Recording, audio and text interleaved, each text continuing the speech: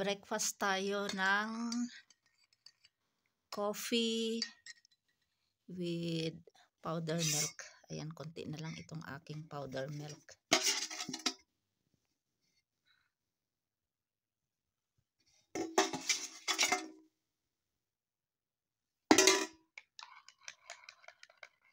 May sugar na ito, and then ilagyan ko ng half teaspoon na coffee. And then partner ito ng yung halwa, yung suji tawag dito sa Pakistan. Then may peanuts at saka raisins. Ayan, masarap ito na pang merienda o kaya almusal. Ayan, niluto pa ito kagabi kasi si Fatma gusto niyang kumain. So, ito pinainit lang kaya ayan umuusok. And then with matching paratha, may din chapati. Yung chapati without oil. Ito naman with oil. So, kain tayo ng breakfast. Ayan.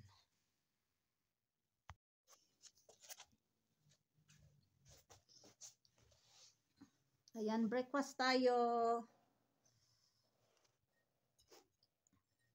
Masarap itong halwa sa pag-winter, lalo na pag snow falling. Yan, ganito kumain ng halwa. Yan. Bismillahirrahmanirrahim.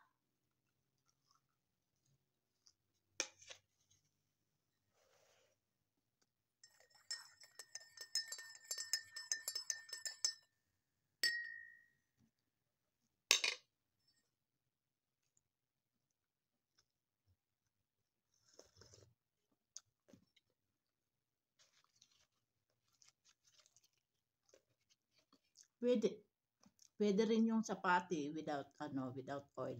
Kasi itong paratha may oil.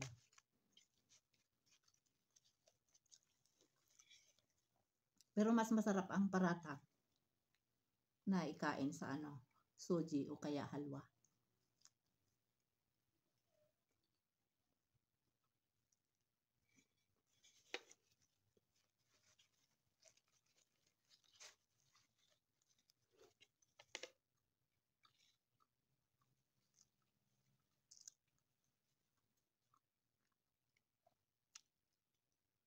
Hindi ko na nabidyohan kagabi paggawa nitong halwa.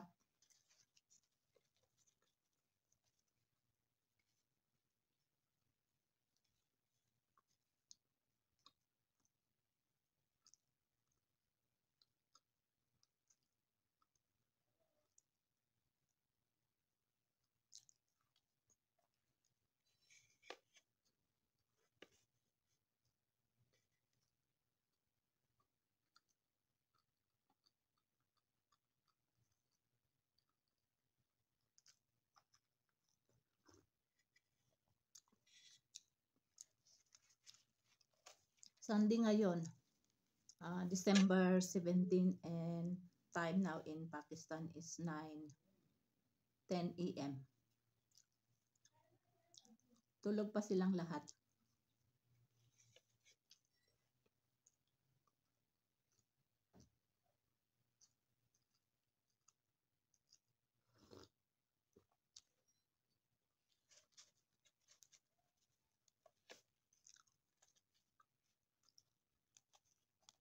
Si Lakay pala pumunta sa baba, nag-drink lang siya ng tea. Tapos babalik na yon breakfast siya nito, paratha at saka tea at saka itong halwa.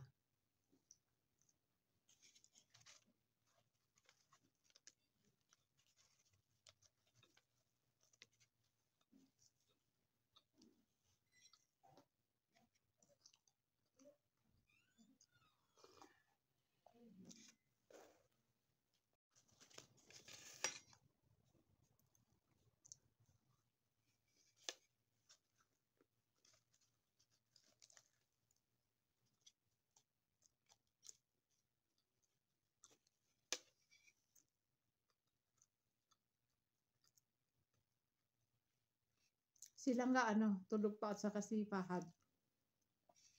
Pero si Fatma gumising na. Kasi Mag-learn siya, mag-study siya ng kanyang lessons.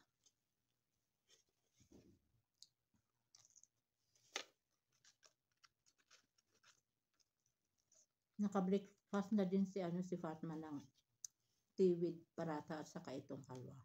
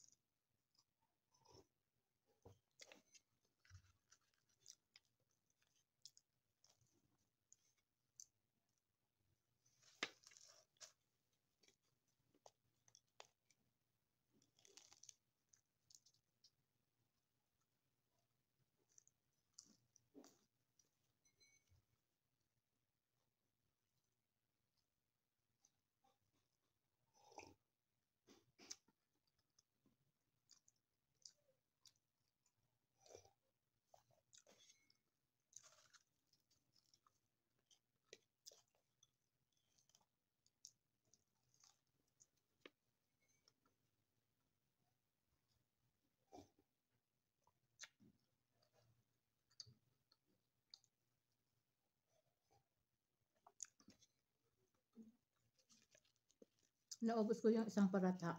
Kuha ako konti ng sapati.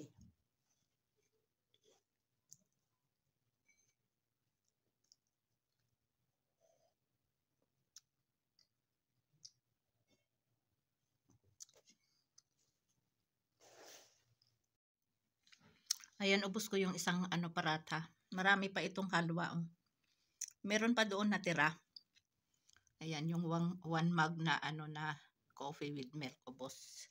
Kaya solve ang breakfast. Alhamdulillah ilazi atama wa sakana wa ja'alna minal muslimin. Alhamdulillah, alhamdulillah for the foods.